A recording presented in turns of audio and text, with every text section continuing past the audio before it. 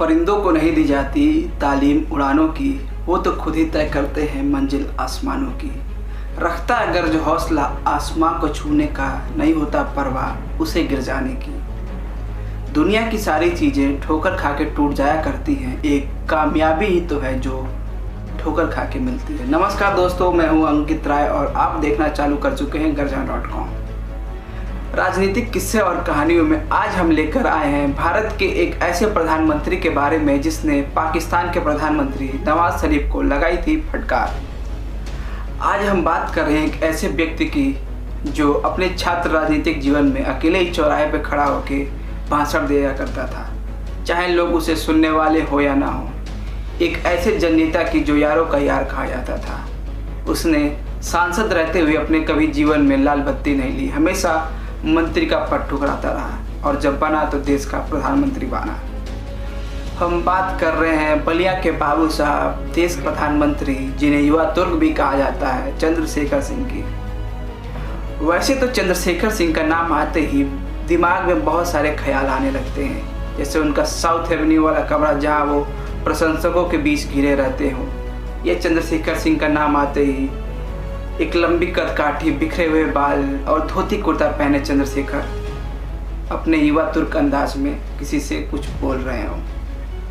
चंद्रशेखर पे किस्से और कहानियां तो यूं ही जारी रहेंगी, लेकिन आज हम बात करते हैं पाकिस्तान पे। वैसे तो भारत को कई सारे प्रधानमंत्री मिले, लेकिन दो ऐसे ओजस्वी प्रधानमंत्री मिले जो अपने विरोधियों को उन्हीं की भाषा में दो टूक मुंह तोड़ जवाब दे सके, चाहे वो विरोधी देश के अंदर के हो या चाहे किसी देश का प्रधानमंत्री हो या किसी शक्तिशाली देश का राष्ट्रपति।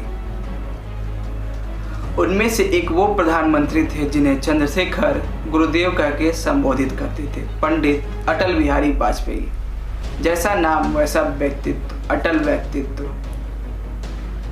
वैसे आपने ध्यान दिया गुरुदेव, जी हाँ, गुरुदेव शब्द अटल बिहारी वाजपेयी और चंद्रशेखर की उम्र में बहुत ज़्यादा फर्क नहीं था, 2-3 सालों का फर्क था, लेकिन तभी भी चंद्रशेखर अटल बिहारी वाजपेयी को गुरुदेव कहकर संबोधित करते थे। लोग मजाक उस समय उड़ाया करते थे, लेकिन चंद्रशेखर तो चंद्रशेखर टहले, वही व्यक्तित्व और सीधे मुंह बोलने वाले।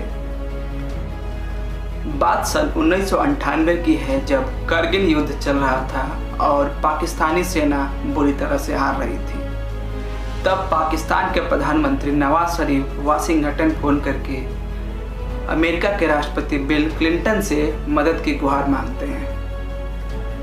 वैसे तो हमेशा की तरह अमेरिका पाकिस्तान की हमें मदद करने वाला था, लेकिन इस बार उसकी दाल नहीं गली, क्योंकि इस बार उसके सामने अटल बिहारी वाजपेयी थे।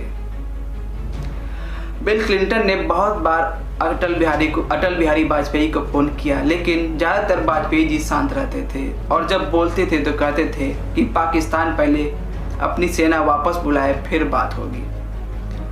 जब बिल क्लिंटन को लगा कि अब यहाँ दाल नहीं गलने वाली है और उनके सूत्रों से पता चला कि अटल बिहारी वाजपेयी न्यूक्लियर हमला करने की तैयारी में है, तब उन्होंने पाकिस्तान के प्रधानमंत्री नवाज शरीफ को आदेश दिया कि जल्दी से अपनी सेना हटा लें और बिना किसी शर्त के समर्पण करें।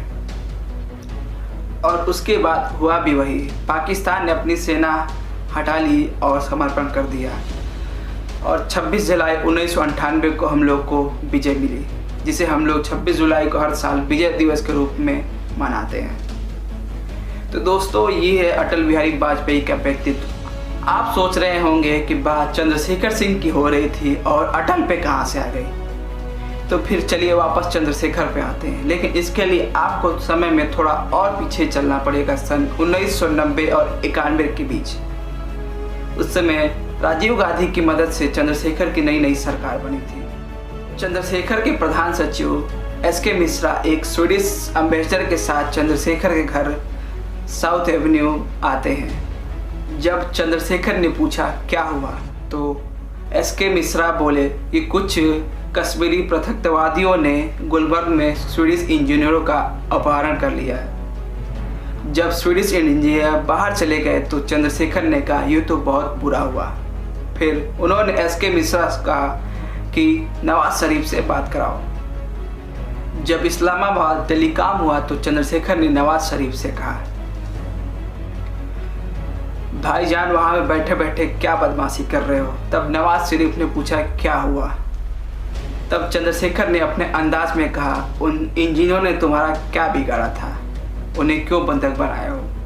शरीफ बोले, उनसे तो हमारा कोई वास्ता नहीं, वो तो मिलिटेंट्स हैं। तब चंद्रशेखर बोले, भाईजान असलियत तुम्हें भी मालूम है और असलियत हमें भी मालूम है। मेरे को प्रेस में जाना नहीं है और मानवता के नाते बोल रहा हूँ कि कल तक सारे स्वीडिश इंजीनियर छूट जाने चाहिए और मुझे कुछ नहीं सुनना। उसके बाद चंद्रशेखर सिंह ने लाइन कट कर दी।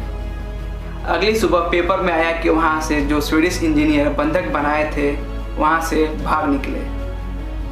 जब बाद में एसके मिश्रा ने पाकिस्तानी एम्बेसडर को ये बात बताई तो पाकिस्तानी एम्बेसडर ने कहा, व्हाट ए कोइंसिडेंस। फिर दोनों हंसने लगे। तो ये थी देश के प्रधानमंत्री बलिया के बाबू साहब चंद्रशेखर सिंह की एक कहानी। इसी तरह के आगे कहानी और किस्से जारी रहेंगे चंद्रशेखर सिंह पे। वीडियो कैसी लगी हमें नीचे कमेंट करके अपना सुझाव जरूर दें। और दोस्तों इसी वादे के साथ आपसे विदा लेते हैं कि फिर मिलते हैं अगली वीडियो में। तब तक के लिए जय हिंद, वंदे मातरम, साइनिंग ऑफ।